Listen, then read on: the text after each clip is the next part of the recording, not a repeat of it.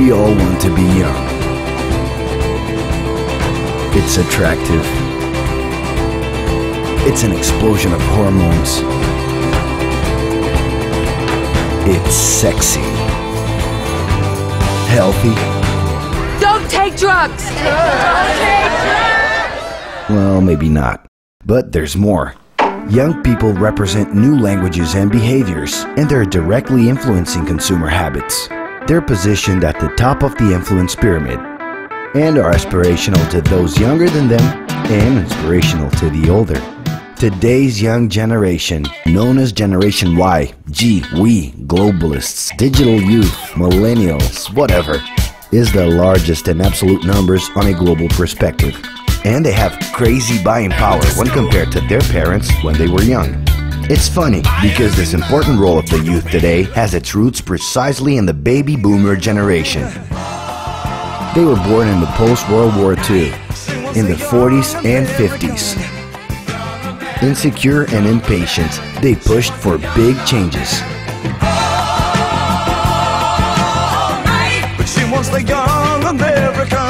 They were the first generation to conquer the right to be young, inventing what came to be known as the youth lifestyle. If your time to you is worth saving, then you better start swimming or you'll sink like a stone, for the times they are a-changing. They were handed the keys to the house and the freedom to come and go. They took over the academic centers, big festivals, and streets. Because of this, they were nicknamed Liberated Youth. From the outside, it seemed they were a little nutty, but the talk of peace, love, free sex, and flower power stayed influencing behavior till today. And actually, all of that must have been pretty fun. And speaking of fun, we can't forget about Generation X. Born in the 60s and 70s, they enjoyed the rights conquered by the baby boomers, living a guilt-free search for pleasure. Life moves pretty fast.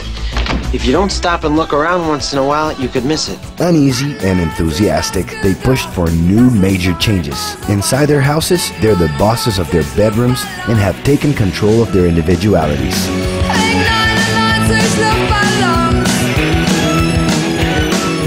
Generation X is in love with stereotypes, fed by marketing and publicity boom. As much as in the corporate universe as in entertainment, Generation X is remembered as the competitive youth. It's not just a job for him, it's a war. But now is a whole different game. Young people have changed the rules again.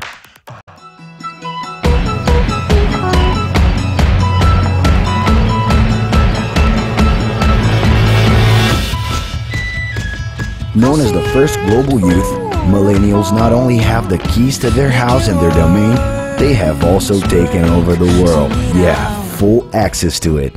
Steered by the internet, their identities are transcending the place they're from.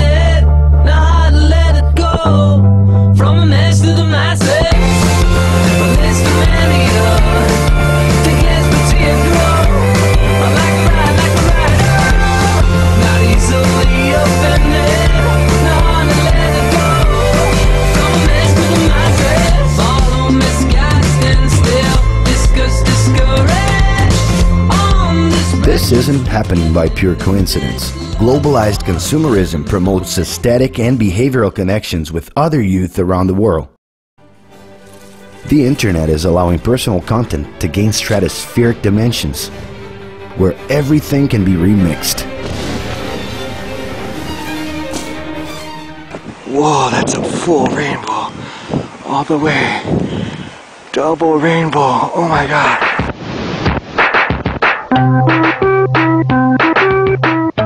Over just a few days, content can turn into various global internet memes. Double rainbow all the way across the sky. Yeah, yeah. He's climbing in your windows, he's snatching your people up, trying to rape them, so y'all need to hide your kids, hide your wife, hide Also your kids. acquiring relevance outside of the network.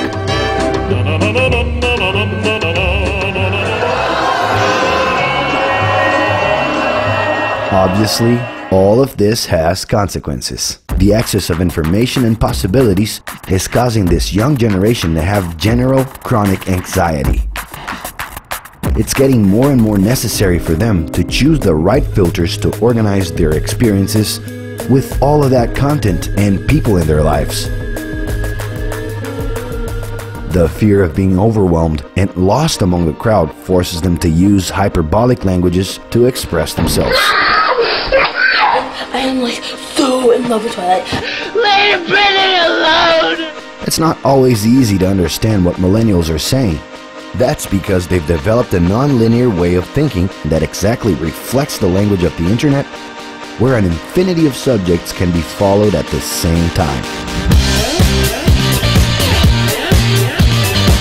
For these millennials, it is natural to start out with something and end up in somewhere else.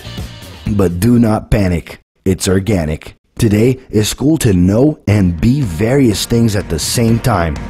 It's a lot different than in the 80s when young people had radical vision about the power of groups. You were one thing or another. In the 90s, the power of the tribes was no longer such a cool thing to be associated with. Some started calling themselves normal in order to pass through the different groups. Today, being normal has become boring. And in spite of neutralizing differences, it is cool to express them. Una dos pizza. All the single ladies, all the single ladies, all the single ladies, all the single ladies, all the single ladies, all the single ladies, all the single ladies. It is possible to be a surfer, DJ, rocker, nerd, cinephile, designer at the same time. We're talking about the most plural youth generation in history. It is a plurality which guarantees that the young can simultaneously recognize themselves even with their personal differences. Their new extended social network has resulted in a bigger number of short-term style personal relationships. It is also visible in their work, in which traditional career plans and hierarchical systems are losing strength. More and more, they want to unite work with pleasure. But that's not so they can achieve a hedonistic lifestyle. Pleasure comes in pre-programmed breaks. Young millennials are pragmatic. They're also more realistic. Their big idols aren't the most idealized figures, but instead are common people who realize small possible dreams that aren't utopic. They are the faces of the new economy, ruled by open source and crowdsourcing and independent initiatives that, with the power of the internet, can have an immeasurable impact. This collective conscience is the zeitgeist of the future, leading to a scenario of opportunities. But it's not easy. The new is always intimidating. A lot of things that were not immediately understood in the past are today considered natural behavior. You can understand and take part, or comfortably sit and follow along. In the end, to be young is sexy and fun, but it's a lot more than that. It comes with questions and big ambitions. If you think you already know enough and are at peace with your place in the world, well then congratulations, you're officially dead. More than ever before, in order to understand the world, it is necessary to understand these youths, who are the catalysts to big changes. And there's an added bonus. To understand the evolution of the world is a search that could keep us young forever.